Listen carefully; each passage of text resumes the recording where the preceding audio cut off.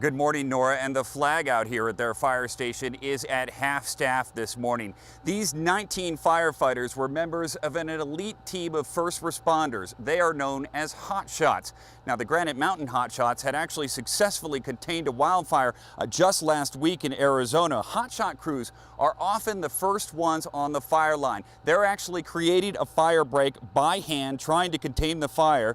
Their team's comprised of 20 men and women, and the Granite Mountain hotshots were one of 110 hotshot teams that are spread throughout the country. They're often deployed for 6 months of the year during wildfire season. Their assignments are dangerous and very demanding. They're often right on the front lines of the fire, working 14-hour days, carrying upwards of 60 pounds of gear. Now, it's still not clear exactly what happened to these hotshots on Sunday afternoon, but here's what we know.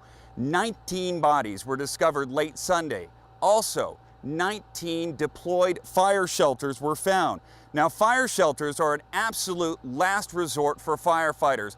All hotshots carry them in a container on their belt. They look like a large sleeping bag, maybe a tent big enough for one man, and they are trained extensively on how to use these shelters, but of course they hope never to use them because there is no guarantee with these shelters. They are trained to get under these shelters within 30 seconds and sometimes wait for minutes, even hours, as the fire passes over them. That's where the danger lies. Firefighters are trained when they're in these shelters to breathe very closely to the ground, to cup their nose and mouth over the ground, to protect their airways from the hot gases entering their lungs. That is what it can be the deadliest part of this fire. Now, the firefighters have not released names of the individuals that were killed in this fire.